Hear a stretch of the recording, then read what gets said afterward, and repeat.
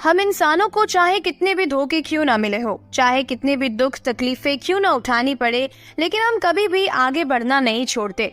हम हर रोज नए लोगों से मिलते हैं, नए रिश्ते बनाते हैं, ये बात पता होते हुए भी कि पिछली बार हमारे रिश्तों का क्या अंजाम हुआ था, किस तरह से हमें धोखे मिले थे, लेकिन उसके बावजूद भी हम कभी भी घुलना मिलना और रिश्ते बनाना कभी नहीं छोड़ते। तो सवाल यहाँ पर ये उठता है कि क्या हम गलत हैं?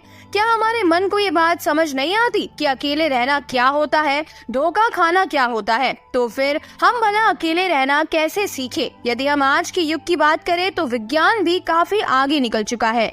विज्ञान की वजह से आज हमारे पास में सारी सुख सुविधाएं मौजूद है, जिससे हमारा काम चुटकियों में हो जाता है। लेकिन दूसरी तरफ यदि हम वास्तविकता को देखने का प्रयास करें तो इसी विज्ञान की मदद से हमारे पास एडवेंचर के भी हजारों तरीके हैं, जिसके कारण हम खुद के साथ ही वक्त बिताना भूल चुके हैं। जब भी हमें खाली वक्त मिलता है तो हम अपने मोबाइल का इस्तेमाल करते हैं, या तो उससे बात करने में लगे रहते हैं या तो फिर कुछ ऐसी चीजें देखने में लगे रहते हैं जिससे हमें कोई ज्ञान प्राप्त नहीं होता, जिससे हमारा समय भी पूरी तरह से नष्ट होता चला जाता है।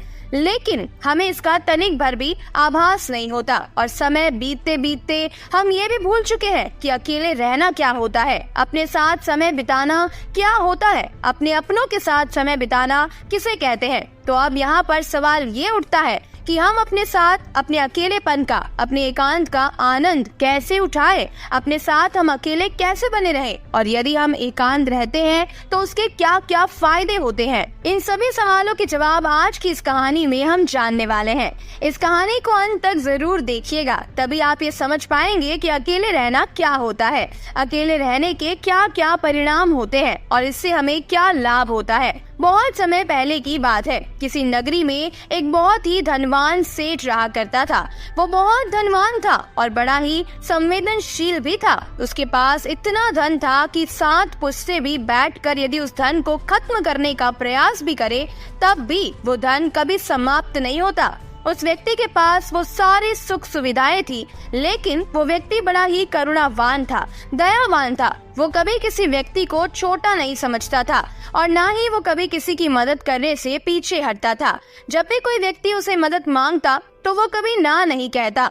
उस सेठ से जो भी मदद हो पाती वो अवश्य करता। ये बात धीरे धीरे पूरे गांव में फैल गई और सब उस सेठ का फायदा उठाने का प्रयास करने लगे। लोग उसके पास जानबूझकर अपने दुखी होने का दिखावा करते थे, उसके सामने नाटक किया करते थे ताकि वो सेठ उन्हें कुछ धन दे दे। और वो सेठ इतना दयालु था, इतना करुणावान था कि वो लोगों की बातों पर यकीन कर लिया करता था और उनकी कुछ न कुछ मदद अवश्य किया करता। और उस सेठ को हमेशा बस यही लगता था कि वो उन जरूरतमंदों की मदद कर रहा है जिन्हें उनकी सच में आवश्यकता है, जिसके कारण उसका मन बहुत ही शांत रहता था और वो मन ही मन बड़ा प्रसन्न भी रहा करता था। धीरे धीरे ऐसे ही कई दिन बीत गए। उस धनी सेठ का एक मित्र था। उसे जब इस बात का पता चला कि लोग उसके मित्र का फायदा उठा रहे हैं, उसे झूठ बोलकर उसका धन ऐंठ रहे हैं, तो वो अपने मित्र के पास गया और उसने उस धनी सेठ को सारी बातें, वो सारी असलियत बता दी कि कैसे लोग उसका फायदा उठा रहे हैं, कैसे लोग उसका मजाक बना रहे हैं। जब धनी सेठ ने अपने मित्र के मुंह से ये सारी बातें सुनी तो उसे यकीन नहीं हुआ। उसने सोचा कि क्यों ना मैं ही इसकी जांच पड़ताल करूं, और उसने जब जांच पड़ताल की तो उसे भी ये बात पता चली कि लोग उसका फायदा उठा रहे हैं, उसका मजाक बना रहे हैं। और जब ये बात उस धनी सेठ को पता चली तो उसके दिल को बहुत ही गहरा धक्का लगा, उसे बहुत ठेस पहुंची। लेकिन इतने समय में अब उस धनी सेठ के कई मित्र बन चुके थे। उनमें से कई मित्र सच्चे थे तो कई झूठे भी थे। लेकिन उनमें से कौन से मित्र सच्चे हैं और कौन से गलत है, झूठे हैं, ये धनी सेठ के लिए जान पाना बहुत मुश्किल सा हो गया था, क्योंकि वो अक्सर ही भीड़ भाड़ से घिरा रहता था। चारों तरफ उसके सच्चे और झूठे मित्र उसे घेर कर रखते थे। लेकिन जब उसे उस धोखाधड़ी का पता चला तो उसने ये तय किया कि अब से वो अकेला रहेगा, एकांत रहेगा, ना ही वो किसी से ज्यादा मित्रता रखेगा और ना ही किसी को अपना ज्यादा समय देगा। धीरे धीरे अब जो भी लोग उसके पास मदद मांगने आया करते, उन्हें हवेली के बाहर से ही लौटा दिया जाता था, ये कहकर कि अब सेठ आपसे नहीं मिलना चाहते। धीरे धीरे ऐसे ही समय बीतता चला गया। और जो भी उस हवेली पर उस धनी सेठ के पास मदद मांगने जाता उसे खाली हाथ ही लौटना पड़ता।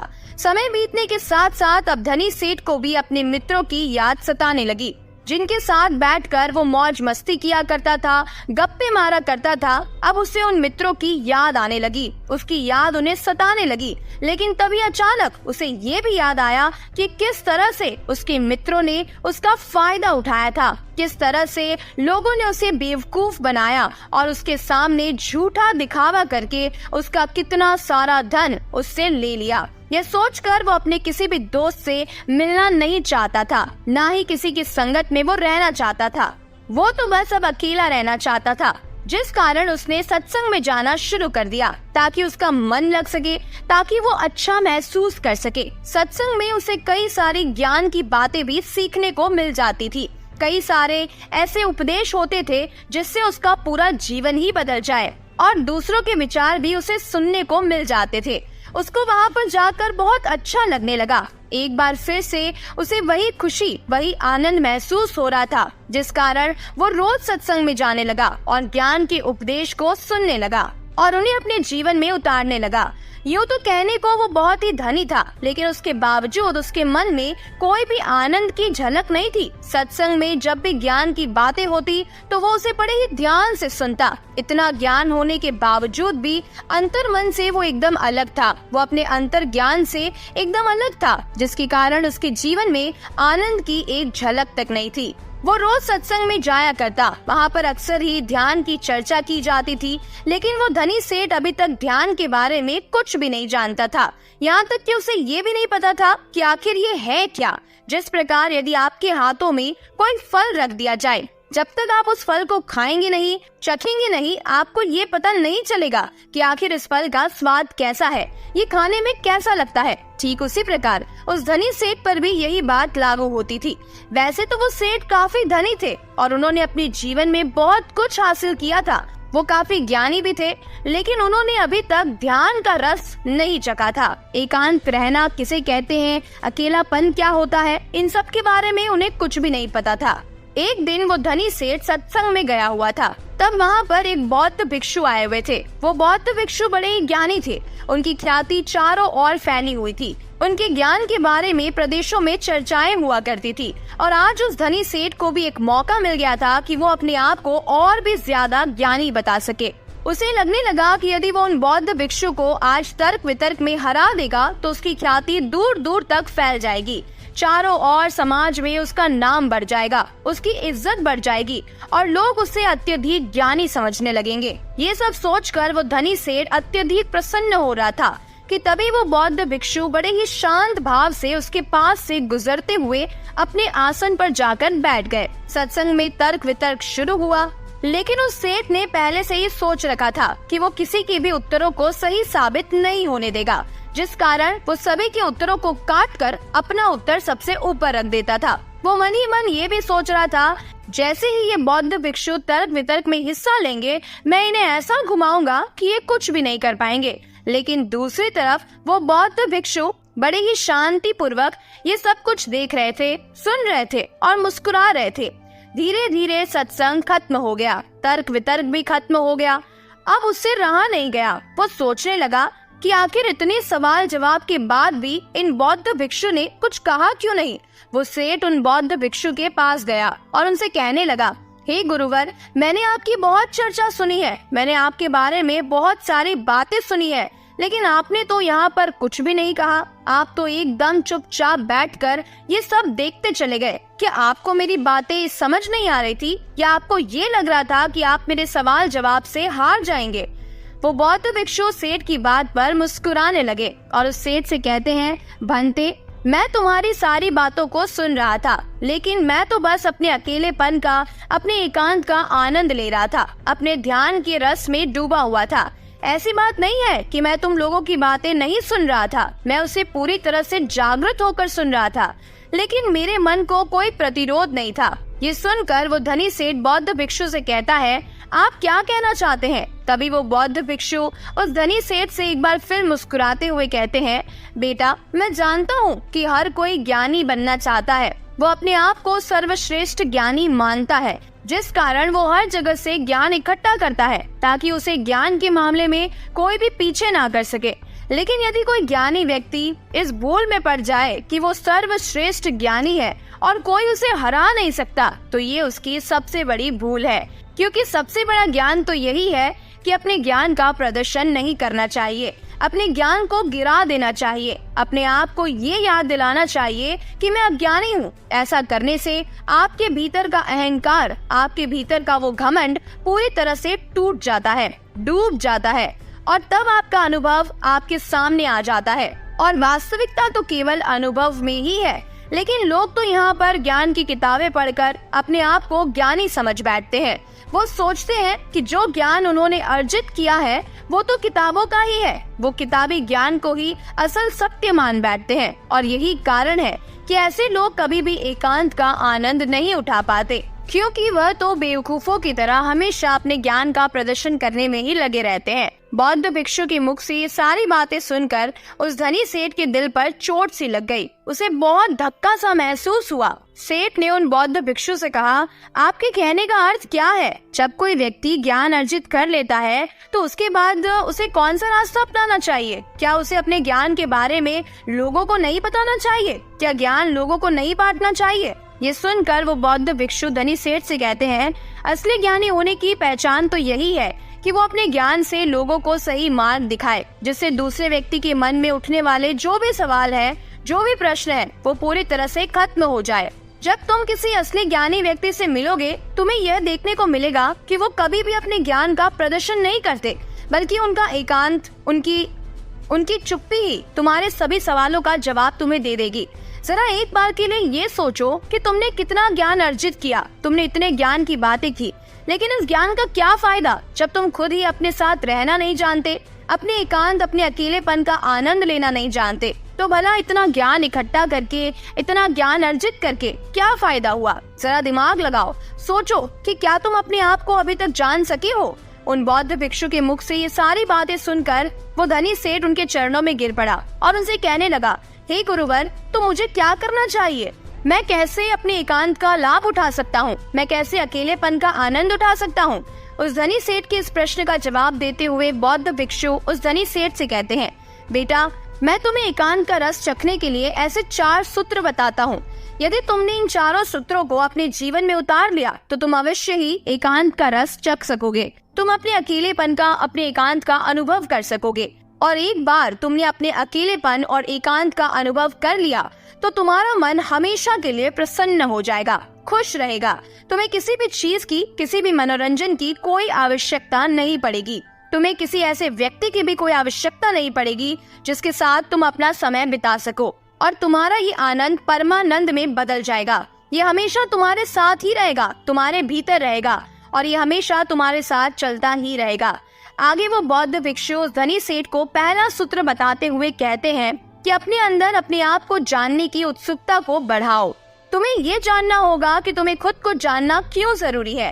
हमने हमेशा ही एक सवाल जरूर सुना होगा कि खुद को जानना बहुत जरूरी है, लेकिन खुद को जानने के लिए हमें क्या करना चाहिए? तो ये सवाल ही आपका जवाब है। जब आप अपने मन में ये बिठा लेते हैं कि हमें खुद को जानना है, खुद को पहचानना है, तो यही सवाल आपको आपके जवाब तक ले जाता है।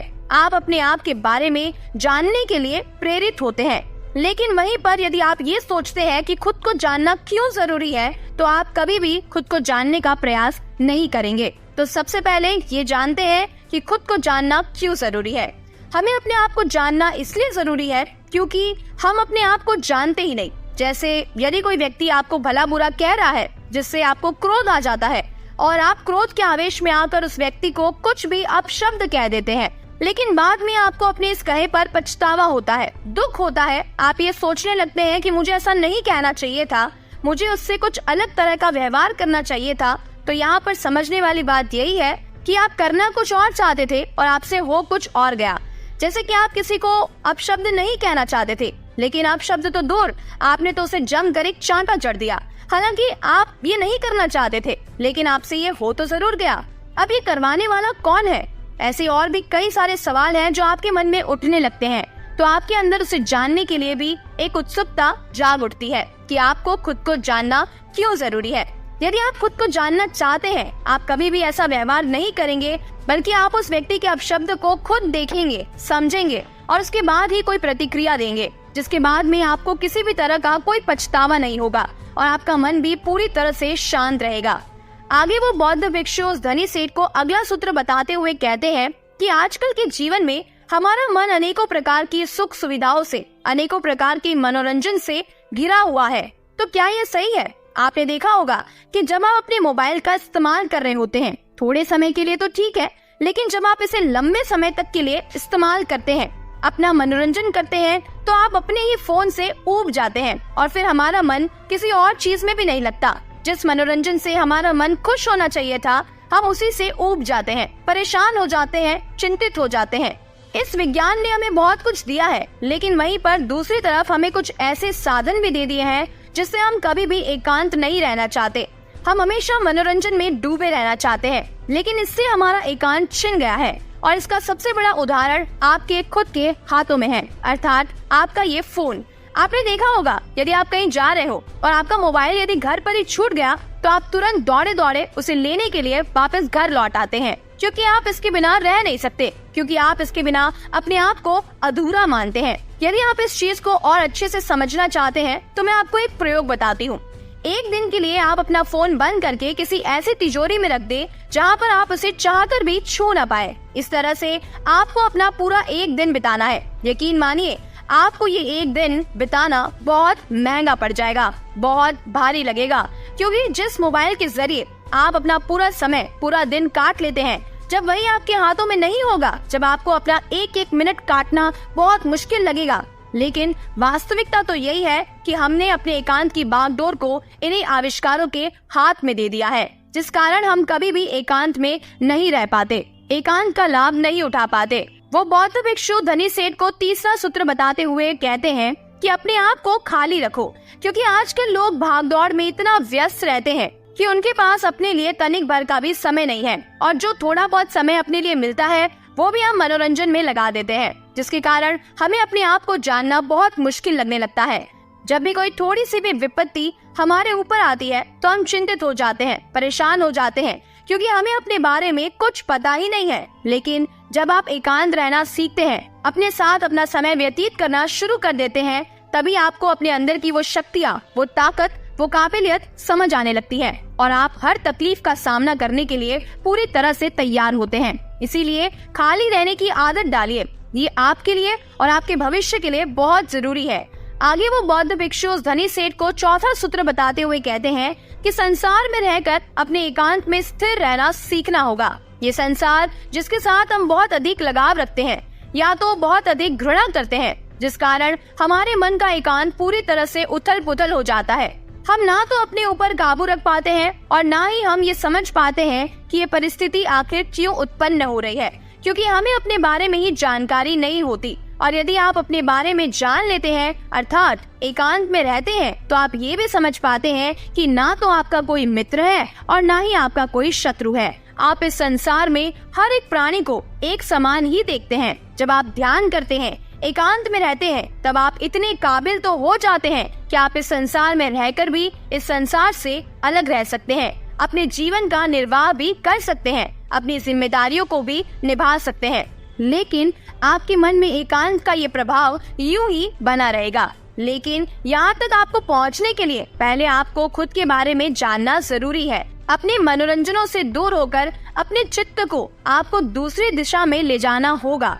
खुद के साथ वक्त बिताना होगा, खुद को जानना होगा, पहचानना होगा, जहाँ पर आपके मन का मनोरंजन ध्यान के द्वारा होगा। और ऐसा करने से आपको कभी भी कोई भी तकलीफ नहीं पहुँचा पाएगा, ना ही आपको कभी कोई धोखा दे पाएगा, क्योंकि आपने तो ध्यान से ये जान लिया होगा कि ना तो आपका कोई मित्र है और ना ही आपका कोई शत्रु है, ना ही आपके कोई बहुत करीब है और ना ही कोई आपसे बहुत दूर है। ये सारी बातें सुनकर वो धनी सेठ बौद्ध भिक्षु के चरणों में गिर पड़ा और उन्हें प्रणाम करके वो वापस अपने घर की ओर लौट गया। उम्मीद है कि आपने भी आज की इस कहानी से जरूर कुछ न कुछ सीखा होगा। तो वीडियो को लाइक करना और चैनल को सब्सक्राइब करना बिल्कुल भी मत भूलिएगा। मिलते हैं ऐसे ही और भी प्रेरक कहानियों के साथ। तब तक के लिए अपना बहुत सारा ख्याल रखिएगा। वीडियो को पूरा देखने के लिए आपका बहुत बहुत धन्यवाद।